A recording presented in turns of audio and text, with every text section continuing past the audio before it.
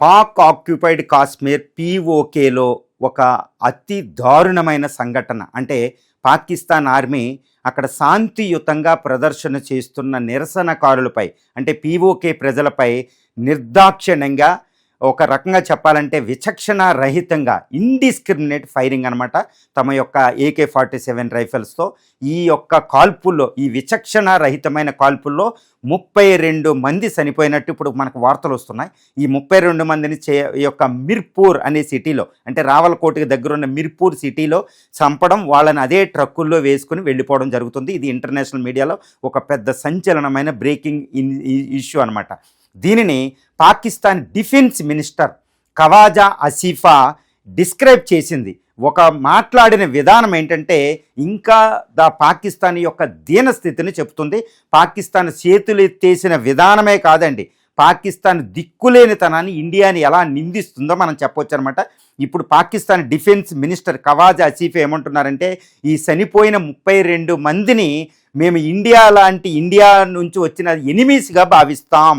India instigate చేయడం వల్ల, India చేయడం వల్ల ఈ పీఓకేల అల్లర్లు వస్తున్నాయి అనుకుంటూ మాట్లాడారు. ఎంతటి దారుణం అంటే 32 మంది ఈ అల్లర్లో, ఈ శాంతియుత ప్రదర్శన చేస్తున్న వారిపై ఆర్మీ కాల్పులు జరపడం అంటే పాకిస్తాన్ ఎంతటి దారుణమైన మానవ హక్కుల ఉల్లంఘనకు పాల్పడుతుందో మనం చెప్పవచ్చు. ఇప్పుడు ఇండియాలో చూడండి, జెన్-జీ ఒక రకంగా పిల్లలు అదుపు తప్పి జంతర్ మంతర్లో చేసే పోలీసు లాఠీచార్జి డేసి టీర్ గ్యాస్ ప్రయోగించినందుకే ఇండియన్ సుప్రీంకోర్టు ఇప్పుడు నిందిస్తుంది. భారత రాజ్యాంగంలోని ఆర్టికల్ 19(1)(a) 1b ప్రకారం భావ ప్రకటన స్వేచ్ఛ, శాంతియుత ప్రదర్శన చేయడం అనే దాన్ని ప్రాథమిక హక్కుల్ని ఎవ్వరూ చేయకోలేరు అంటూ ఇండియాలో అద్భుతమైన ప్రజాస్వామ్యాన్ని మనం ఇక్కడ చూపిస్తుంటే ప్రపంచ మీడియా కూడా ఆశ్చర్యపోతుంది. That is the power of Indian constitution, democracy అని. ఈవెన్ ప్రధాని కూడా జెన్-జీకి అనుకూలంగా ధర్మేంద్ర ప్రధాన్ రిజైన్ చేయించారు. ఇది భారత ప్రజాస్వామ్యం, ఇది ఒక గొప్ప అనమాట. కానీ పాకిస్తాన్లో కొన్ని వందల కిలోమీటర్ల అవతల పీఓకే ప్రజలు ఆల్మోస్ట్ 3.2 మిలియన్, 32 లక్షల మంది ప్రజలు జూన్ 5 నుంచి ఆల్మోస్ట్ బుల్లెట్లకి, ఏంటంటే ఆర్మీ బుల్లెట్లకి అండి. అది AK-47. ఇక్కడ చైనా ఆర్మీ కూడా అక్కడ ఉంది, ఎందుకంటే పీఓకే ద్వారా చైనా పాకిస్తాన్ ఎకనామిక్ కారిడార్ వెళ్తుంది. వాళ్ళకి ఎదురొడ్డి నిలబడుతున్నారు లక్షలాది మంది ప్రజలు. ఇప్పుడు ఈద్గా మైదానం రావల్కోట్లో ఆల్మోస్ట్ ఎప్పుడు చూసినా 50,000 మంది ప్రజలకు తక్కువ కాకుండా పిల్లలు, స్త్రీలు అక్కడ ఉన్నారు. ఇప్పటి వరకు 90 మంది స్త్రీలు, పిల్లలు అక్కడ చనిపోయినట్టు ఇప్పుడు మనకు రిపోర్ట్లు వస్తున్నాయి. దీన్ని పాకిస్తాన్ సమర్థించుకుంటుంది, దారుణంగా అణిచేస్తుంది. అక్కడ పీఓకేల అల్లర్లు చూస్తే మనకి జాయింట్ అవామీ యాక్షన్ కమిటీ అని JAAC అనేది ఒక కమిటీ పెట్టుకుని ఆల్ పార్టీలు, పీఓకే ప్రజలు, సివిల్ సొసైటీసు, మేధావులు, ప్రొఫెసర్సు అందరూ అక్కడ ఏకమయ్యి పీఓకే ప్రజలపై మానవ హక్కులు ఉల్లంఘన వాళ్ళు అరికట్టడానికి పోరాటం చేస్తున్నారు. నిత్యావసర సరుకులు, ద్రవ్యోల్బణం అరికట్టాలని, నిరుద్యోగం అరికట్టాలని, బయట ప్రజలు పీఓకేకి వచ్చి అక్కడ పీఓకే పార్లమెంట్, ఆల్మోస్ట్ అక్కడ పార్లమెంట్ అంటారు, లేకపోతే అసెంబ్లీ, ఆ ఎన్నికల్లో పాల్గొని సగం దాకా సీట్లు వాళ్ళకి ఇవ్వడాన్ని వాళ్ళు గర్హిస్తున్నారు. సో వాళ్ళు రాజకీయ పోరాటం చేస్తున్నారు శాంతియుతంగా. వీళ్ళ మీద Pakistan army, Asim Munir, field marshal Asim Munir ఎంతటి దౌర్జన్యం చేయాలో అంతా చేస్తున్నాడు. ఇప్పుడు పాక్ డిఫెన్స్ మినిస్టరే డైరెక్ట్గా ఆయన నోట్లో చెప్పేశాడు, ఇదంతా ఇండియా చేస్తుంది. కాబట్టి ఇండియా శత్రువుల్ని డీల్ చేసినట్టే మేము పీఓకే ప్రజలను డీల్ చేస్తున్నాం అన్నట్టు చెప్పారు. ఇప్పుడు పీఓకే ప్రజలు కూడా అందుకే అడుగుతున్నారు, మేము ఇండియా పీఓకే మధ్యలో ఉన్న బౌండరీస్ ఎరిపేసి ఇండియాతో ఏకమవుతాం అన్నట్టు మాట్లాడుతున్నారు. అసలు మేము పాకిస్తాన్లో పార్టే కాదని మాట్లాడుతున్నారు.